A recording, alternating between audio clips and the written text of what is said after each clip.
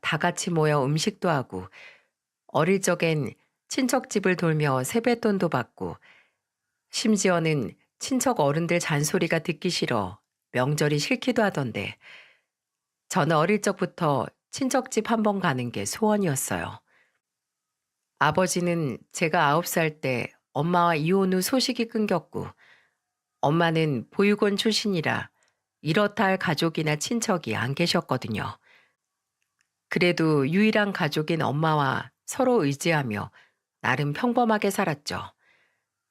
하지만 제가 27살 때 엄마마저도 그만 병으로 세상을 떠나고 말았습니다. 원인은 간암이었어요. 워낙 건강하셨던 분인데 지속된 복통으로 받은 병원 검사에서 간암 말기라는 판정을 받으셨죠. 결국 엄마는 입원한 지 5개월 만에 제가 일을 하러 간 사이 병실 침대에서 쓸쓸히 눈을 감으셨습니다. 엄마의 장례를 치른 후 저는 원래 살던 천안에서 2시간여 떨어진 충남 다른 지방으로 직장을 구해 이사를 갔어요. 원래 살던 곳에 있으면 자꾸만 엄마 생각이 나서 힘이 들었거든요. 그렇게 작은 회사에 취직하고 4년 뒤 회사 지인의 주선으로 저는 선자리에 나가게 되었습니다. 넉넉한 풍채에 사람 좋은 웃음을 짓던 그 남자가 바로 제 남편이었어요. 저희 아버지가 이 지역에서 꽤 크게 딸기 농사를 지으셨는데요. 7년 전에 경운기를 타고 집으로 돌아오시다 그만 논두렁으로 추락을 하셨지 뭡니까? 저희 어머니가 그렇게 술 드시고 운전하지 말라고 잔소리를 하셨는데 듣는 척도 안 하시더니 그래서 전 술은 입에도 안 됩니다. 지금은 어머니와 함께 아버지가 하시던 농사를 이어서 짓고 있어요. 남편은 무거운 가정사도 참 유쾌하게 풀어내던 사람이었어요. 그렇다고 사람이 마냥 가볍지만도 않았고요. 이런 사람과 함께라면 어떤 고난이 닥쳐도 함께 웃으며 헤쳐나갈 수 있을 것 같았습니다. 그리고 이 사람 제게 프로포즈를 할 때는 뭐라고 했는 줄 아세요? 정말 그 사람다웠던 말이라 지금 떠올려도 항상 웃음이 나네요. 혜경 씨가 좋아하는 딸기 제가 평생 먹게 해드리겠습니다. 참 순박한 시골 남자다운 청혼이죠. 저는 흔쾌히 승낙했고 홀어머니이신 시어머니는 처음 만난 날 저를 안아주시곤 이렇게 말씀하셨습니다. 어쩜 이렇게 예쁘고 참한 아가씨를 우리 애가 데려왔을까. 현석이한테 시집 와줘서 정말 고마워요.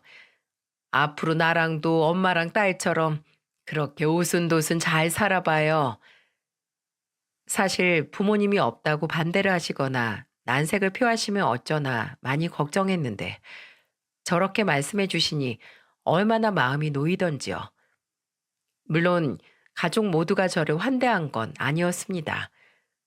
남편의 가족에게 첫 인사를 갔던 자리엔 시어머니 외에도 남편의 누나나 여동생까지 온 가족이 모여 있었는데 남편의 누나, 그러니까 큰 시누이가 유독 저를 못마땅해 했거든요. 부모님이 안 계신다고? 그럼 이 먼 타지에서 4년이나 혼자 살았던 거예요? 혼자서 외로웠을 텐데 혹시 같이 살던 남자가 있었던 건 아니야? 현석이 너 잘 알아보고 결혼하는 거 맞지? 누나, 말 좀 가려서 안 해? 혜경이 그런 애 아니야. 그리고 결혼한다고 내가 데려온 사람인데 그게 무슨 무례한 말이야? 숙희 너, 그게 무슨 못 배워먹은 말본새야. 내가 너 이럴까봐 오지 말라고 한 건데 왜 기어코 쫓아와서 분위기를 흐리니? 어? 저는 속으로 경악을 했어요. 세상에 초면에 이렇게 무례한 사람이 있을 수도 있다니. 제게 미안해서 어쩔 줄 모르는 남편과 시어머니를 봐서 자리를 지키고 앉아 있었지만 이미 속은 부글부글 끓고 있었죠. 제가 고아인 건 맞는데 저 27살 때까진 저희 엄마 살아계셔서 옳고 그른 거 가르쳐 줄 어른 계셨고요. 4년간 남자 없이 혼자 산 것도 맞아요. 부모 없고 외로우면 남자랑 같이 살았을 거라는 건 도대체 무슨 발상이신지 뭐 남자랑 같이 동거했었어도 나쁜 일이라고는 생각 안 하는데요. 저는 저희 엄마한테 결혼 전엔 남자랑 같이 사는 거 아니라고 톡톡히 교육을 받아서요. 누님 주변엔 그런 사람들이 많으셨나 봐요? 저는 일부러 기분 나쁘라고 실실 웃으며 큰 시누이에게 대꾸했습니다. 사실 더 기분 나쁘게 쏘아붙이고 싶었는데 애써 참았죠. 한편으론 큰 시누이에게 저렇게 말대꾸한다고 이 결혼이 엎어질까 걱정이 됐지만 뭐 그럼 이 집안과 제가 거기까지였던 거다 생각하기로 했죠. 이런 무례한 취급을 당하며 평생을 참고 살 만큼의 호의는 아니었으니까요. 제 걱정과는 다르게 시어머니는 유쾌하게 웃음을 터뜨리셨어요. 어머나, 숙희 제 임자 만났네. 어쩜 이렇게 혜경 씨는 말도 똑 부러지게 해. 돌아가신 어머님이 따님을 정말 잘 키우셨네. 역시 우리 혜경 씨야. 내 속이 다 시원하네. 누나, 이제 그만해. 더 해봤자 누나 혜경 씨 앞에서 본전도 못 찾아. 큰 신우는 그제야 표정을 일그러뜨린 채 입을 꾹 다물더군요. 그러거나 말거나 작은 신우는 조용히 밥 먹기 바빴고요. 작은 신우는 제 결혼 전이나 후나 집안일엔 영 관심이 없던 사람이었거든요. 장사를 하는 남편을 따라 부산으로 내려가 바쁘게 산다고 들었는데 그날도 하도 시어머니가 오라고 퇴근해서 얼굴만 비추러 왔다며 빨리 밥 먹고 장사 도우러 내려가 봐야 한다고 금세 자리를 뜨더군요. 그렇게 작은 신우가 떠난 후 근처 20분 거리 읍내에 살고 있다던 큰 신우도 밤맛 떨어졌다며 제 집으로 휙 가버렸습니다. 식사가 끝난 후에 제가 나서서 식탁을 치우려고 하자 시어머니가 극구 말리시더라고요. 됐어요. 손님이 무슨 일이에요. 앉아 있어요, 얼른. 그래도 제가 이렇게 대접까지 받았는데, 그리고 어머님, 말씀 편하게 해주세요. 그럴까, 그럼? 그래, 우리 혜경이 일하지 말고 가만히 앉아 있어. 알았지? 일은 결혼하고 나서 해도 안 늦어요. 얘 현서가 딸기 좀 내와봐라. 혜경이 네가 딸기 좋아한다고 해서 내가 알 굵은 놈들로 아침에 잔뜩 따다 놨단다. 참, 엄마가 돌아가신 후 오랜만에 느껴보는 엄마의 따스함이었어요. 코끝이 제멋대로 뜨거워져 애써 눈물을 참느라 혼이 났죠. 그렇게 남편과 저는 결혼을 했습니다. 그리고 저는 회사를 그만두고 남편과 시어머니가 함께 살던 집으로 들어가게 되었죠. 시어머니는 정말 좋으신 분이었어요. 남편과 제가 작은 언쟁이라도 벌일 때면 무조건 제 편을 들어주셨고, 제가 농사일을 돕겠다고 나가면 고운 손에 생책이 생긴다며 집으로 내쫓으시곤 했죠. 때문에 전 일이 아주 바쁜 때를 제외하곤 농장에 발도 들이지 못했답니다. 제가 집에서 하는 일이라곤 집 청소와 음식, 그리고 일하는 남편과 시어머니에게 새참을 나르는 정도였으니 이만하면 말 다 했죠? 가끔 큰 신우와 큰 심해부가 읍내에서 운영하는 한우집이 쉬는 날에 큰 신우가 한 번씩 놀러와 제 속을 뒤집는 말을 하고 가긴 했지만 그렇게까지 자주 오는 건 아닌지라 참을만 했습니다. 숙기제는 지네 가게 장사도 그렇게 잘 된다면서 그 돈으로 정서방이나 여행이나 다닐 것이지 왜 허구한 날 우리 집에 와서 괜히 속을 뒤집어 놓고 가냐? 아유, 저 철딱선이 없는 거. 세아가 우리 일 나갔을 때 재오면 문 열어주지 말라니까. 왜 괜히 열어줘서 마음만 상해. 알았어요, 알았어. 다음에 꼭 문 안 열어드릴게요. 저야 그래도 남편과 시어머니의 가족이니 차마 문전박대 못했었는데 남편과 시어머니가 저렇게 먼저 말을 해주자 참 고마웠습니다. 그래서 그 이후 혼자 있을 땐 집에 없는 척 문을 열어주지 않았어요. 그렇게 마음이 편안한 나날을 보내니 아이 또한 금방 들어서더군요. 결혼한 지 1년 뒤 저는 세상에서 가장 사랑하는 제 아들 성주를 낳았습니다. 처음 성주를 품에 안아보던 날, 소도둑처럼 생긴 남편은 그 작은 눈으로 구슬 같은 눈물을 흘리더군요. 시어머니 또한 아이를 안아보시곤 눈시울을 붉히셨죠. 아이가 어쩜 이리 천사 같을꼬. 고생했다, 우리 며느리. 고맙다, 고마워. 제 출산 소식을 듣고 큰 신우는 제가 산후조리원에서 퇴원한 후 집으로 찾아왔습니다. 신우의 얼굴을 보기도 전에 저는 신우의 방문 소식을 알 수 있었어요. 대문과 멀지 않았던 창밖에서 시어머니와 신우이가 신랑이 하는 소리가 생생히 들렸거든요. 아, 왜 못 들어가게 하는데? 나도 내 조카 얼굴 보고 싶다고. 올케도 괜찮은지 문병 왔다니까? 아, 진짜야. 아, 웃기는 소리 하지 말어. 네가 또 와서 애는 잘생겼네, 못생겼네. 손이 신우가 왔는데 건방지게 누워만 있네. 이딴 소리만 하고 갈 거 내가 모를 줄 아냐? 아서라, 괜히 쉬고 있는 애 건들지 말고 얼른 도로 가. 아이 참, 나 엄마 딸 맞아? 생판 피도 안 섞인 애를 왜 딸인 나보다 더 끔찍히 챙겨? 나 서운하다고. 왜 맨날 집에 발도 못 붙이게 해? 우리 엄마 집인데. 엄마, 얼굴 확인해 봤어? 현석이 닮았어? 쟤 내가 찾아오면 맨날 집에 없는 것 같던데. 엄마랑 현석이 일할 때 몰래 싸돌아다니면서 다른 남자 만나고 다녔던 거 아닐까? 그렇지 않고서야 왜 허구한 날 집에 없어? 친자 확인이라도 해야 되는 거 아니야? 이번엔 저도 안정을 취해야 하는지라 시어머니가 알아서 쫓아내시게 조용히 있으려고 했건만 듣자 듣자 하니 신우이의 말이 갈수록 지나치더군요. 저는 침대 옆 창문을 열고 고개를 빼꼼 내밀었습니다. 오셨어요, 형님? 제 목소리에 신우이는 두리번거리더니 이내 창문 밖으로 고개를 내민 저를 발견하더군요. 아이고 아가, 시끄러웠구나. 뭐하러 얘를 아는 척을 해. 내가 알아서 보낼 테니 너 얼른 들어가라. 어? 공기가 쌀쌀해. 감기 들어. 고개 몇 분 내밀고 있다고 감기 안 드네요.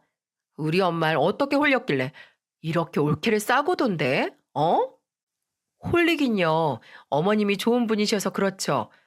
형님껜 안 그러셨어요? 그 좋으신 어머님이 감사하지 못할 정도면 형님이 정말 답도 없는 짓을 많이 하셨나 봐요. 아, 그리고 저희 애기 이름은 성주고요. 이제 막 태어났는데도 완전 형님 동생 판박이에요. 지나가던 사람이 앞구르기 뒷구르기 하면서 봐도 현석 씨 아들인 걸 다 알 만큼이요. 아, 그리고 저 거의 항상 집에 있었는데 형님 오실 때마다 집에 없는 척 한 거예요. 어머님하고 그이가 형님한테 문 열어주지 말라고 하셔서요. 뭐? 너 지금 뭐라 그랬어? 내가 뭐 답도 없는 짓을 해? 네가 봤어? 봤냐고. 그리고 엄마 진짜 나한테 문 열어주지 말라고 했어? 그럼 네가 지금 하는 행동은 답이 있는 짓이니? 아이구야, 내가 널 낳고 미역국을 먹었다. 그래, 내가 문 절대 열어주지 말라고 했다. 내가 앞에 있어도 이따위로 말하는데 며느리 제가 혼자 있으면 네가 오죽했겠니? 얼른 안 가? 신우의 얼굴이 불그락 푸르락 하더군요. 저는 한마디를 더 붙인 채 창문을 탁 닫아버렸습니다. 답도 없는지 지금 봤네요. 어머님이 못 감싸주시잖아요. 형님, 오늘도 어머님한테 쫓겨나실 것 같은데 조심히 가세요. 저는 감기 들까봐 어머님이 걱정을 너무 해주셔서 그럼 이만 들어갈게요. 이씨, 너 다시 안 나와? 야! 뭐야? 누나 또 와서 저 사람한테 행패 부리고 있어? 맨날 말싸움에서 져서 씩씩대면서도 왜 맨날 와? 누나 변태야? 얼른 가. 괜히 힘 빼지 말고. 그리고 신우이는 마침 집에 들어오던 남편의 손에 결국 질질 끌려 집 밖으로 쫓겨나고 말았습니다. 당신 딸에게 그토록 짓궂게 말하는 것이 속상할 법도 하건만 시어머니께선 네가 그렇게 말할 때마다 통쾌하다며 그래도 딸 자식 잘못 키워서 미안하다고 매번 저에게 사과를 하셨죠. 그렇게 평화로운 나날들은 우리 성주가 3살이 되던 해 돌연 무너졌습니다. 우리 가족을 산산조각을 내버린 사건이 일어났죠. 바로 제 남편이 돌아가셨다던 시아버지와 똑같이 경운기를 타고 집으로 돌아오다 사고가 난 겁니다. 경운기와 함께 논두렁에 처박혀 쓰러져 있던 남편을 동네 주민이 발견하고 119에 신고를 했다고 하네요. 그리고 이미 남편은 발견됐을 당시 숨이 끊어진 상태였다고 합니다. 남편의 사인은 뇌출혈이었어요. 경운기를 운전하던 중 뇌출혈로 쓰러졌고 그대로 경운기가 논두렁 아래로 추락한 거죠. 정말이지 마른 하늘의 날벼락이 아닐 수 없었습니다. 남편의 장례를 치르는 동안 저는 오열을 하다 몇 번이나 실신을 했어요. 아들을 잃은 시어머니 또한 저보다 더 힘이 드셨을 텐데 시어머니는 그런 저를 대신해 내내 저희 성주를 보살펴 주셨죠. 남편의 유고를 낙골당에 안치하던 날 하도 울어 눈이 벌게진 큰 신우가 비아냥대기 시작하더군요. 거봐 엄마, 내가 뭘 했어? 이래서 집안의 여자를 잘 들여야 한다고 했지? 제 부모도 죽었다며. 꼭 저런 팔자인 애들이 있어. 주위 사람 잡아먹고 사는 애들. 옳게 입이 있으면 말 좀 해봐. 어? 그렇게 건강하던 현석이가 왜 갑자기 뇌출혈이 왔겠어? 강숙희, 그만 못해?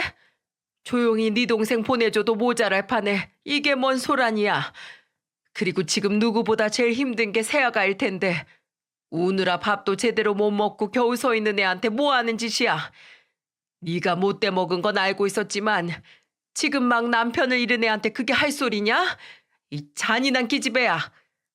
엄마는 아직도 제 편 드는 거야? 제가 전현이 엄마 아들 내 동생 현석이 잡아먹은 거라고. 애초에 우리 집에 드러났으면 안 되는 애였던 거야. 팔자가 더럽게 사나운 년이라니까. 야, 당장 네 애새끼 데리고 우리 엄마 집에서 나가. 우리 엄마까지 잡아먹기 전에. 큰 신우는 말을 하다 점점 격앙이 되었는지 마지막엔 거의 울부짖더군요. 아무리 못된 신우이라도 자신의 동생을 아끼긴 했었나 보더라고요. 신우이가 그렇게 우는 건 처음 봤거든요. 신우이는 계속해서 제게 소리쳤고 둘째 신우는 강 건너 불구경하듯 둘째 시매부와 구경만 하고 있고 시어머니는 저를 감싸며 큰 신우에게 호통을 쳤죠. 아직 어렸던 성주는 어른들이 소리를 지르고 싸우자 무서워서 엉엉 울어댔고요. 그리고 저는 평소처럼 큰 신우에게 반박을 하지 못했습니다.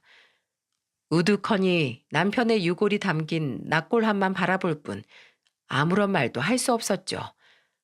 왜냐하면 이번엔 큰 신우의 말이 다 맞는 것 같았거든요. 어릴 적 이혼 후 소식이 없는 아빠도 갑작스럽게 암으로 돌아가신 엄마도 그리고 남편까지 정말 신우 말대로 내 팔자가 싸나워서 주위 사람들이 모두 죽거나 떠나가는 건 아닐까 하는 마음이 스멀스멀 제 안에 퍼져나갔죠. 그렇게 한바탕 난리가 난 후 저와 시어머니 성주는 집으로 돌아왔습니다. 3일 만에 들어선 집은 고요하기 이를 데 없었죠. 울다 지친 성주는 콧물을 훌쩍이며 제 품에서 잠이 들어 있었죠. 어릴 적부터 코골이가 심했던 아이인지라 그날도 그릉그릉 코골이를 하고 있더군요. 장례식 내내 아이가 울던 배가 고프다고 떼를 쓰던 아무런 생각이 들지 않았는데 이상하게도 아이의 코골이 소리를 듣는 순간 정신이 퍼뜩 들더군요. 저에게 남은 가족은 이제 우리 성주뿐이고 이 아이를 세상의 풍파에서 지켜낼 사람 또한 저뿐이라는 걸 깨달은 거죠. 저는 그날 밤새 시어머니의 방에서 흘러나오는 훌쩍임을 뒤로하고 저와 성주의 짐을 쌌습니다. 제가 챙기고 싶은 남편의 물건들 몇 개와 함께요. 그렇게 저는 성주의 코골이 소리와 함께 밤을 지새웠고 마침 짐을 다 쌌을 무렵 초인종 소리가 들리더군요. 엄마, 나왔어. 밥은 먹은 거야? 다름 아닌 큰 신우였습니다. 저는 마지막까지 큰 신우의 얼굴을 보긴 싫어 나가야 되나 잠시 망설였지만 저보다 먼저 시어머니가 나가 문을 여시더군요. 아마 저처럼 밤새 잠을 이루지 못하신 거겠죠. 저는 차라리 잘 되었다 싶어 아기들을 메어 성주를 안고 양손엔 커리어와 짐가방을 든 채 거실로 나갔습니다. 오셨어요, 형님? 아니, 아가야. 그게 웬 짐들이냐? 이 새벽에 성주까지 데리고 어딜 가려고? 어머님, 저 이 집에서 나가려고요. 어차피 성주 아빠도 죽었고 더 이상 이 집에 있을 이유가 없는 것 같아요. 그게 무슨 서운한 소리니? 나는 며느리 네 가족이 아니냐? 네가 왜 여기 있을 이유가 없어? 내 며느리고 우리 손주 애미인데. 하지만 성주 아빠가 죽은 이상 저랑 어머니 남남이잖아요. 괜히 어머니께 짐이 되고 싶진 않아요. 성주는 제가 알아서 잘 키울게요. 나가게 해주세요. 사실 이대로 시어머니 곁에서 남은 평생을 살고 싶었지만 전 제가 제 팔자가 시어머니까지 잘못되게 만들 것 같아 불안했어요. 그런 저를 보며 신우는 코웃음을 쳤죠. 아유, 올케가 또 내 맘에 꼭 드는 소리 하는 건 처음 보네. 엄마, 올케 하는 말 들었지? 엄마랑 자기랑 이제 남남이라잖아. 쟤 잡지 마. 지가 지발로 나간다는데 그냥 내버려 둬. 수키 너 조용히 안 하니?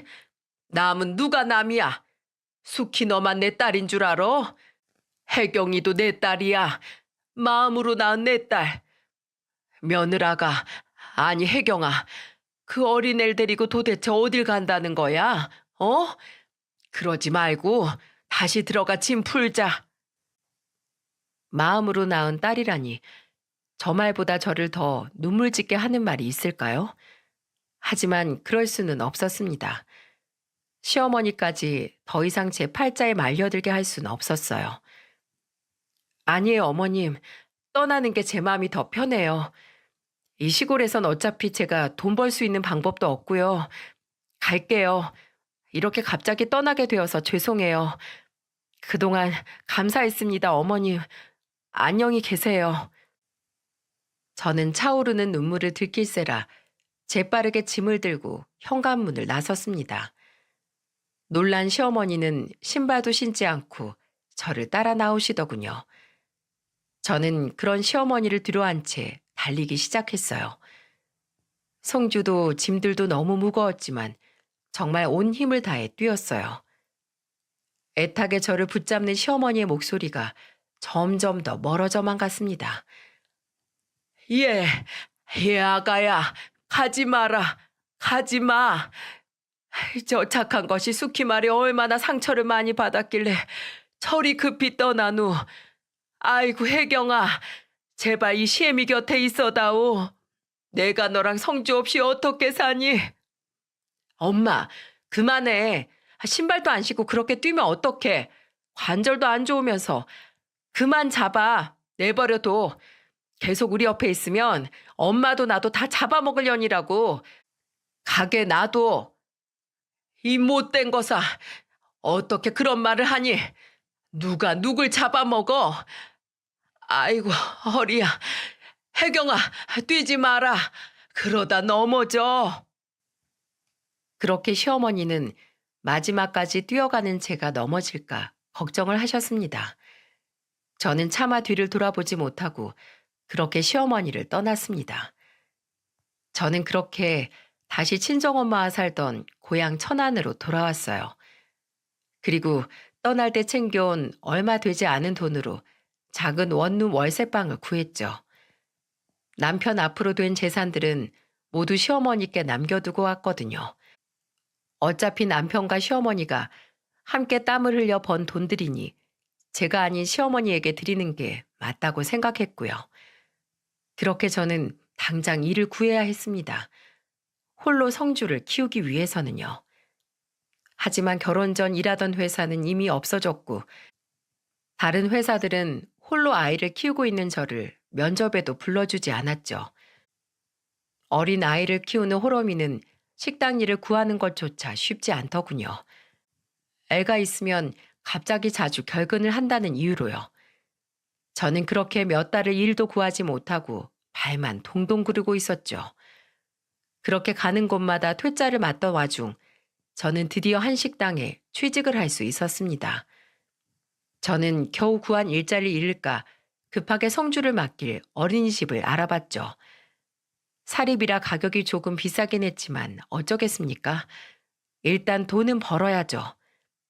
그래도 일도 머물 집도 구해 앞으로 성주와 열심히 살아나갈 일만 남은 줄 알았는데 정말 제 억센 팔자 때문인지 시간이 흘러 어느덧 4살이 넘은 성주가 점점 아프기 시작했어요. 코골이가 점점 심해지는 것 같더니 언젠가부터 폐렴에 걸리는 일이 잦아지고 중이염은 아예 달고 살았죠. 동네 소아과에 가보니 조금 더 큰 병원에 가보라더군요. 전 식당 사장님께 양해를 구하곤 일을 쉬고 성주를 지역 내 큰 병원에 데려갔습니다. 어릴 적부터 흙먼지를 많이 들이마셔 그런가 그냥 기관지가 좀 약한가 싶었고 그래서 코도 자주 막혀 코골이를 하나 했는데 성주가 아데노이드 비대증이라고 하더군요. 편도와 코 뒤쪽에 생기는 림프 조직이 너무 커 주변을 눌러 계속해서 중이염에 걸리고 코로 숨을 제대로 쉬지 못해 코골이가 점점 심해지는 거라고요. 게다가 또래 환자보다 아데노이드가 많이 큰 상태라 호흡 문제로 자꾸 폐렴에 걸렸던 거라고 하네요. 그것도 모르고 전 동네 내과에 가서 폐렴약과 감기약만 먹이고 폐렴 예방 주사만 맞췄었는데 애가 이렇게 아픈 상태인지도 모르고 참 엄마 자격이 없죠? 의사는 성주의 나이가 어린 편이긴 하지만 비대증 정도가 심각해 빨리 절제 수술을 하는 방법밖에 없다고 하더군요. 입원도 하루만 하면 되고 비교적 간단한 수술입니다. 후유증은 조금 있겠지만 그래도 수술을 하시는 게 좋아요. 아주 드문 경우긴 한데 저렇게 비대증이 심한 아이들은 간혹 돌연사를 하기도 합니다. 아픈 성주를 데리고 집으로 돌아온 날 저는 잠을 이루지 못하고 남은 돈을 계산해 보았어요. 뭐 남은 돈이랄 것도 없었죠. 일을 구하지 못한 몇 달 동안 생활비가 전혀 없어 받은 대출금은 다달이 원금과 함께 빠져나가고 있었고 월세를 제때 내지 못해 보증금은 이미 바닥을 보이는 상태였습니다. 그런 와중에 성주는 계속된 폐렴으로 병원에 입원했다 퇴원하기를 반복하고 있었으니 식당 월급은 나만 할 새가 없었죠. 거기다 엎친 데 덮친 격으로 수술이라니 정말 눈앞이 깜깜했습니다. 행여 아이가 깰까 저는 밤새 화장실 문을 닫고 소리 죽여 끄끄 울었어요. 죽은 남편과 시어머니가 보고 싶었습니다. 그렇게 아침이 밝은 후 저는 큰 결심을 했어요. 아직 폐렴이 다 낫지 않은 성주를 어린이집에 맡기고 저는 1년여 만에 익숙한 곳으로 발길을 향했습니다. 바로 저희 시어머니와 함께 살았던 시골집으로요. 아무리 생각을 해도 돈을 빌릴 사람이 시어머니밖에 생각이 나지 않았거든요. 오랜만에 보는 집의 파란 대문 앞에서 저는 한참을 망설였습니다. 그냥, 그냥 돌아갈까? 괜히 왔나?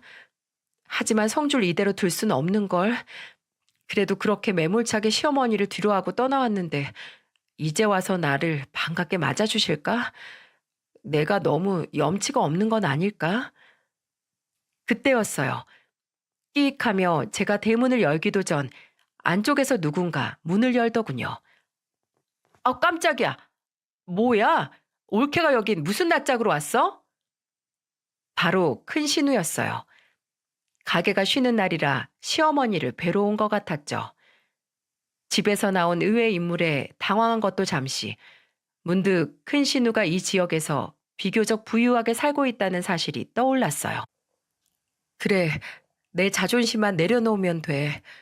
자존심 그까짓 거 성줄 위해선 아무것도 아니야. 저는 눈을 질끈 감았어요. 그리고 크게 숨을 들이키곤 다시 눈을 떠 큰 신우를 바라봤죠. 큰 신우는 팔짱을 낀 채 안 입고 온 눈빛으로 저를 훑어보고 있었어요. 꼴을 보아하니까 남자라도 하나 잡아서 팔자가 핀 것 같지는 않고 설마 우리 엄마 돈 뜯어내려고 온 건 아니지? 저 형님, 죄송한데 저 500만 원만 빌려주실 수 없을까요? 우리 성주가 많이 아파요. 뭐? 500? 지금 올케 누구한테 그런 부탁하고 있는지 알고 있는 거지? 나야 나. 올케가 잡아먹은 남편 누나라고. 그런 나한테 뭐? 500을 꿔줘? 올케 미쳤어? 성주가 계속 폐렴에 걸리고 아파요. 수술해야 한다는데 수술비랑 치료비만 몇십이에요.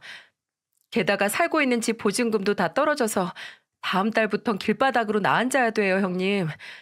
집주인이 다시 보증금 전부 채워넣을 거 아니면 방을 빼래요.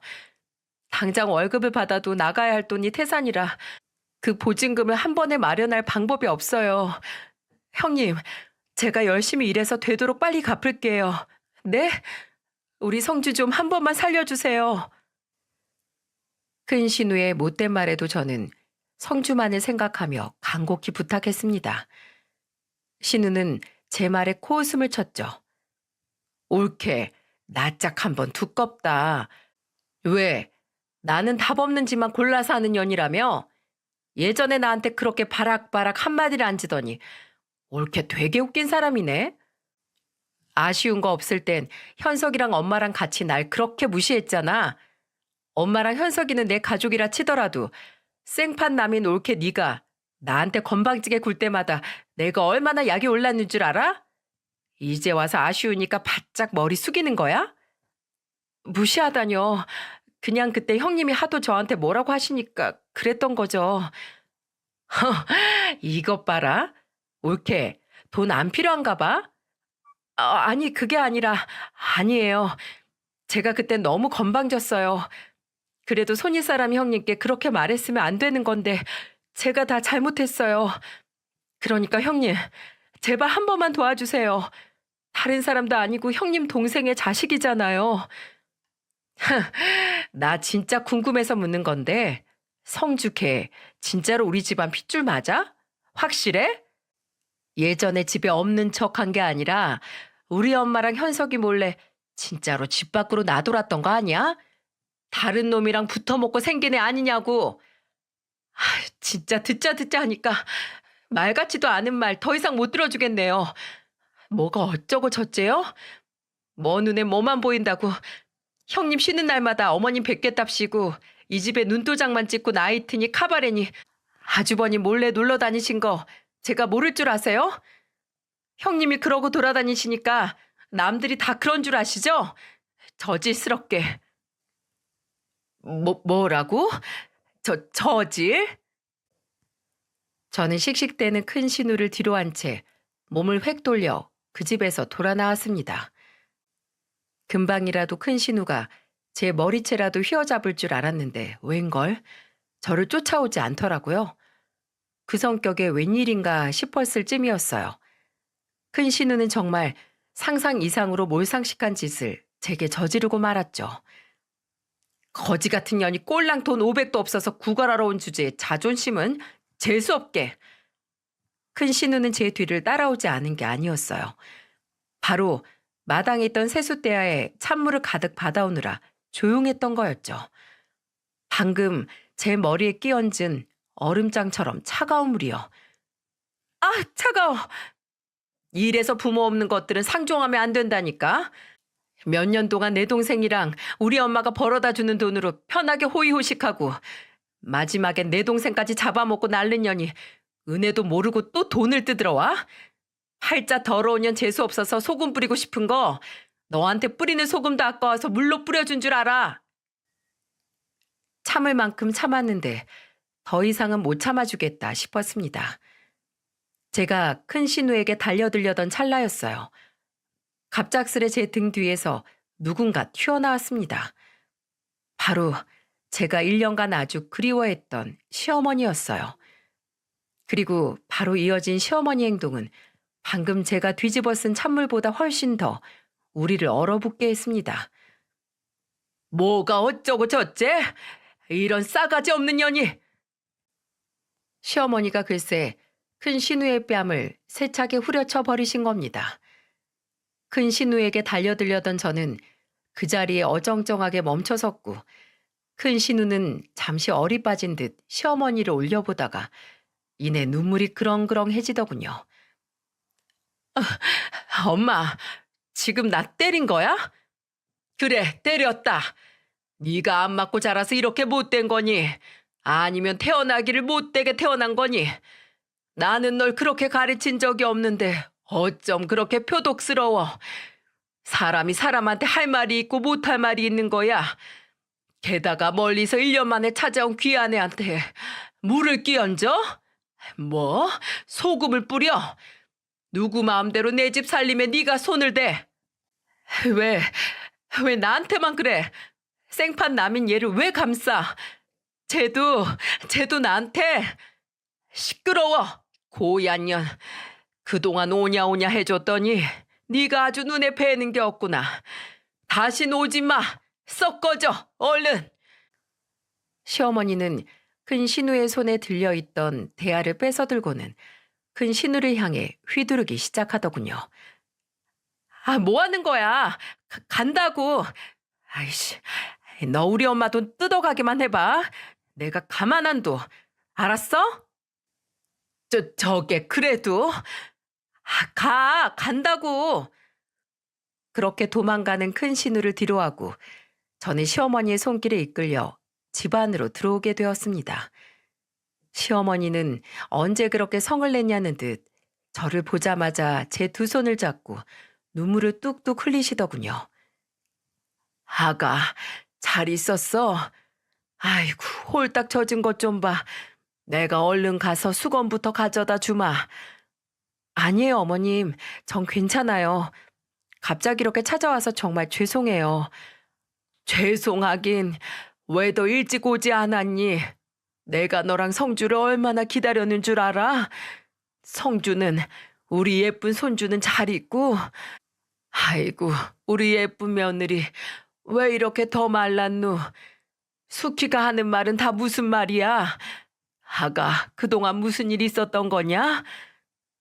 어머니 그게 사실은요. 시어머니의 걱정 어린 따뜻한 목소리에 저는 결국 울음이 터져버렸습니다. 그렇게 눈물 콧물 쏟아내며 저는 성주에 대한 이야기와 집 보증금을 전부 까먹은 이야기 등 그동안의 일을 모두 털어놓았죠. 큰 신우에게 돈을 빌려달라고 부탁했다가 면박을 당한 일들까지 전부 다요. 죄송해요, 어머님. 오랜만에 찾아와서 이렇게 염치 없이 돈 얘기를 꺼내서요. 근데 정말로 생각나는 곳이 여기밖에 없었어요. 죄송하긴 내가 더 미안하지. 그때 어떻게든 널 쫓아가서 붙잡았어야 했는데 아니 주머니에 돈이라도 더 쥐어주고 가게 하기만 했어도 다 내 탓이다. 내 탓이야. 미안하다 아가야. 어머니 안 되겠다. 지금 짐 싸서 나랑 같이 천안으로 올라가자. 내가 우리 손주 괜찮은지 직접 봐야겠어. 돈 걱정은 마라. 다 이 애미가 알아서 해주마. 어머니, 정말 뭐라고 감사를 드려야 할지 너무 죄송하고 감사해요. 제가 정말 염치가 없어서. 염치가 없긴 이 돈 다 네가 두고 간 네 남편 돈이다. 이 미련한 거사. 죽은 네 남편 돈이면 당연히 네 돈이지. 이걸 왜 나한테 두고 가니 이거사. 어차피 내게 쓰는 거 아니면 이 돈은 평생 내가 쓰지 않으려고 했다. 원래 네 앞으로 갈 돈이었어. 그렇게 간단히 짐을 싸신 시어머니는 2시간이 걸려 저와 함께 천안으로 올라오셨습니다. 시어머니는 몸이 아픈 채로 어린이집에 맡겨진 성주를 보며 눈물을 쏟으셨죠. 아이고 우리 강아지 혼자서 얼마나 아팠을꼬. 이 할미 왔다. 할미가 우리 성주 아픈데 다 고쳐줄게. 걱정 말거라. 이 할미 기억하지? 할머니 보고 싶었어요. 아이고 이 똘똘한 거. 이 할미를 기억해. 어디 한번 안아보자. 성주는 시어머니를 똑똑히 기억하고 있더라고요. 그렇게 성주는 병원에 입원해 무사히 수술을 받을 수 있었고, 시어머니께선 저희 집의 보증금도 망설임 없이 집주인에게 보내주셨습니다. 그리고 바로 집으로 돌아가지 않으시고 제가 일을 다니는 동안 집에서 성주를 돌봐주셨죠. 애가 아픈데 어떻게 혼자 어린이집에 보내냐면서요. 저는 시어머니 덕분에 당분간 한결 마음 편하게 일을 나갈 수 있었습니다. 그렇게 시어머니와 잠시 함께 지내는 동안 우린 자고 있는 성주 옆에서 목소리를 죽이고 도란도란 참 많은 이야기들을 나누었어요. 성주가 클수록 지혜비를 아주 쏙 담는구나. 생긴 거 말할 것도 없고 조용하고 얌전한 것이 아주 현석이 어릴 때랑 똑같아. 성주 아빠가 조용하고 얌전했어요? 상상이 안 돼요. 걔가 지아비 그렇게 보내고 우울증에 걸린 날 어떻게든 기운 차리게 만들겠다며 어느 순간부터 실없는 농담을 하고 다니더구나. 처음엔 얘가 왜 이러나 했는데 나중에 날 위해서 걔가 애를 쓰고 있다는 걸 깨닫고 나니 참 부끄러워졌어. 애미가 돼서 자식을 보듬어 주지 못할 망정 오히려 자식이 나를 보듬게 했다는 사실이 말이야. 그랬구나. 맞아요. 그 사람 속이 참 깊은 사람이었죠. 며느라가, 아니 딸아, 너 현석이가 죽고 성주가 아픈 게 네 탓이라고 생각하지? 앞으로는 혹여라도 그런 생각 말거라. 사람은 누구나 언젠간 죽고 언제든 아플 수 있는 거야. 나를 봐라. 내 남편 그렇게 먼저 보내고 내 자식도 먼저 보냈잖니. 살아남은 사람은 죄인이 아니야. 그냥 자연의 순리라는 게 그런 거다. 그냥 그럴수록 남은 사람들은 더 힘을 내서 죽은 가족들 몫까지 최선을 다해서 살아내면 되는 거야. 성주 봐라. 지금도 네 손을 꼭 잡고 있잖니. 너는 지금 성주의 전부야. 성주의 온 세상이 해경이 너로 가득 차 있어. 그러니까 우리 힘내서 같이 열심히 살아가자. 알았지, 우리 딸. 어머니. 너무도 큰 따뜻한 위로에 목이 메어 차마 시어머니에게 감사하다는 말조차 나오지 않더군요. 저는 눈물을 뚝뚝 흘리며 시어머니 품에 어린애처럼 안겼습니다. 시어머니는 제 등을 가만히 토닥여 주셨죠. 괜찮다, 괜찮아. 너한테 내가 있잖니. 엄마인 내가 네 등 뒤에서 이렇게 항상 버티고 있단다. 그러니 언제든 내게 기대서 울어도 괜찮아. 시어머니는 그렇게 2시간여의 거리를 일주일에 한 번씩 왕복을 하셨습니다. 제가 찾아가겠다고 만류를 하는데도 시어머니는 개의치 않고 매번 바리바리 반찬을 싸들고 오셨죠. 그러다 어느 날은 시어머니께서 저희 집으로 오시지 않고 저와 성주를 집으로 부르시더군요. 집으로 가니 시어머니는 제게 웬 통장 하나를 내미셨어요. 이게 뭐예요, 어머님? 성주도 계속 커가는데 언제까지 그 낡고 좁은 집에 살 순 없잖니. 내가 가지고 있던 땅이 있었는데 그 땅 판 돈이야. 이걸로 천안에 빌라 하나 사서 이사하거라. 네? 아니 어머니, 이런 건 못 받아요. 아직 어머님이 빌려주신 돈도 다 못 갚았는데 어떻게 제가 이런 걸 받아요? 전 못해요. 못하긴 뭘 못해. 엄마가 주는 건 그냥 감사합니다 하고 받는 거야. 이 애미손 부끄러워지게 하지 말고. 아니 어머님 그래도. 그리고 너 성주 엄마 아니니? 아무리 수술을 했다고 해도 기관지가 안 좋아서 그렇게 오래 고생한 애한테 그 낡은 집이 퍽이나 좋겠다. 잔말 말고 이사해. 어머님, 정말 어머니께 평생 갚지 못할 은혜만 지는 것 같아서 제가. 그때였어요. 밖에 대문이 콱 열리는 소리가 들리더니 누군가 비밀번호를 멋대로 치고 들어오더군요. 엄마! 이젠 누군지 말을 안 해도 아시겠죠? 바로 잔뜩 성이 난 큰 신우였습니다. 엄마, 그 땅 팔았다며. 현석이 주려고 했던 그 땅, 나 달라고 했잖아. 아니, 그걸 왜 팔아? 그 돈이라도 나 줘. 어? 나 줘. 그걸 왜 널 줘? 안 된다고 했지. 네 몫은 너네 가게 시작할 때 미리 떼어서 줬잖아. 이건 현석이 땅이야. 아이, 엄마, 나 정서방 몰래 대출받은 거 걸리면 진짜 이번엔 쫓겨난단 말이야. 제발 나 줘. 나 줘. 이게 무슨 해괴한 꼴인지 큰 신우는 바닥에 대자로 드러눕더니 5살 난 어린애처럼 두 팔, 두 다리를 사정없이 휘저으며 울며 불며 떼를 쓰기 시작했습니다. 그러거나 말거나 시어머니는 시큰둥한 표정으로 대꾸하셨어요. 아, 없다니까. 이미 혜경이랑 성주한테 다 줬어. 시끄러워. 아, 그걸 전현한테 왜 줘? 왜? 엄마 딸도 아닌데. 네 동생 아낸데 그럼 현석이 몫을 혜경이 주지. 널 왜 줘? 썩 꺼져. 정서방 부르기 전에. 엄마 정말 미워. 큰 신우는 그 자리에서 대성통곡을 하기 시작했습니다. 시어머니는 에휴하고 한숨을 내쉬더니 통장을 들고 저와 성주를 데리고 큰 신우를 내버려 두고 집 밖으로 나와버리셨죠. 그렇게 저와 성주는 어머님이 봐두신 빌라를 매매해 이사를 했고 어느덧 시간이 흘러 성주는 7살이 되었습니다. 지금은 기관지도 건강해지고 폐렴은커녕 감기 한 번 잘 안 걸리는 튼튼한 어린이로 자라주었죠.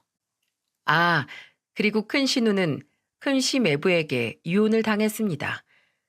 큰 신우가 시어머니에게 그토록 돈을 달라며 떼를 썼던 게 큰 시매부 몰래 받은 대출 때문이라고 했잖아요. 글쎄 큰 신우가 캬바레에서 만난 웬 제비한테 홀려 있는 돈 없는 돈 다 갖다 바친 모양이더라고요. 대출까지 받아서 말입니다. 그런데 그 대출이 끝이 아니었던 모양이었어요. 큰 시매부가 눈치를 챘을 땐 이미 살던 집으로 담보대출까지 받은 뒤였다고 하네요. 참 간도 크죠? 큰 시매부는 큰 신우의 머리채를 잡고 집 밖으로 쫓아냈다고 합니다. 그리고 아이가 없던 두 사람의 이혼은 싱겁게 끝이 났다고 하네요. 유책 배우자임이 확실했던 큰 신우는 변호사를 써볼 생각도 못했고 담보대출 받은 금액은 갚지도 못해 결국 시어머니께 먼저 증여받은 재산으로 차렸던 한우 가게를 위자료로 빼앗겨버렸죠. 동네 망신이라며 잔뜩 화가 난 시어머니는 집으로 울며 불며 찾아온 큰 신우를 받아주지 않고 쫓아내버렸고 큰 신우는 한참을 엉엉 울다가 다른 지역에 사는 친구 집에 얹혀 살며 눈칫밥을 먹고 있다고 합니다. 제가 큰 신우의 이야기를 왜 이렇게 자세하게 아냐고요? 사실 얼마 전 큰 신우가 제게 전화를 했었거든요. 올케 잘 지냈어? 성주 몸은 좀 괜찮고? 성주는 아프든 말든 내치셨던 분이 왜 이제 와서 성주 몸 상태는 물으세요? 올케, 그때 내가 잘못했어. 내가 그땐 정신이 좀 나갔었나 봐. 올케, 우리 가족이잖아. 그치? 나 올케 남편 누나잖아. 나 한 번만 도와줘라. 나 진짜 생판 연고도 없는 대전까지 와서 친구한테 눈칫밥 먹고 살고 있어. 정문석 그 인간이 진짜 내 주머니 먼지까지 다 털어갔단 말이야. 나 전셋집만 구할 수 있게 조금만 도와줘. 형님, 제가 우리 성주 한 번만 살려달라고 500만 원만 빌려달라고 그렇게 애걸복걸할 땐 코웃음 치시더니 뭐요? 전세금? 형님 말씀 그대로 돌려드릴게요. 염치도 없지. 저한테 이런 부탁을 해요? 그리고 제가 돈이 어딨어요. 저 돈 없어요. 아이, 왜 그래. 현석이가 남긴 돈 있잖아. 우리 엄마가 그거 올케한테 다시 돌려줬다며. 아, 그지 같다고 무시했던 저한테 왜 전화하셨나 했더니 그건 또 어떻게 하셨대요? 형님, 죄송한데요. 우린 피 한 방울 안 섞인 생판 남이잖아요. 저 그런 남한테 적선해줄 돈 없어요. 우리 어머님이랑 성주 이렇게 제 가족 챙기기도 바빠서요. 아, 그리고 끊기 전에 한마디만 할게요. 형님, 자기 팔자는 자기가 만드는 거예요. 네? 그렇게 타고나게 상팔자로 태어나신 것 같은데 왜 스스로 팔자를 꼬셨어요? 앞으로는 똑바로 좀 사세요. 아셨죠? 끊어요. 옳게! 옳게! 그렇게 전 큰 신우의 대답도 듣지 않고 전화를 뚝 끊어버렸습니다. 그때 당한 그 굴욕을 이렇게 갚아줄 수 있다니 속이 다 시원하더라고요. 너무 빈털터리가 된 게 좀 불쌍하긴 했지만 뭐 어쩌겠어요. 다 자업자득인 것을요. 그 이후 2번 다시 큰 신우에게선 전화가 오지 않았습니다. 그리고 시어머니는 요즘은 농장 일이 바빠 저희에게 자주는 못 오시지만 꼭 하루에 한 번 저녁엔 저와 성주와 영상통화를 하신답니다. 조금 전에도 성주와 시어머니 둘이서 전화 끊기 아쉽다고 얼마나 애틋하게 통화를 하던지 무슨 1년은 못 본 사이처럼 굴더라니까요. 바로 지난주에 뵙고 왔는데도요. 이렇게 행복한 요즘 우리 큰 신우와 제 인생을 생각하면 참 그런 생각이 듭니다. 사람 팔자 한 치 앞도 모르는 시간 문제라는 조상님들 말씀이 틀린 거 하나도 없다고요.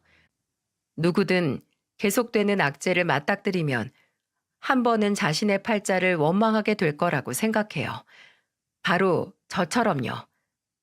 그런데요, 여러분, 오늘은 불행하더라도 바로 내일은 또 어떤 일이 생길지 모르고 또 타고난 팔자가 정말로 불행하다고 한들 여러분 스스로 내딛는 희망찬 발걸음을 그 팔자가 방해하지는 못한다고 저는 생각합니다.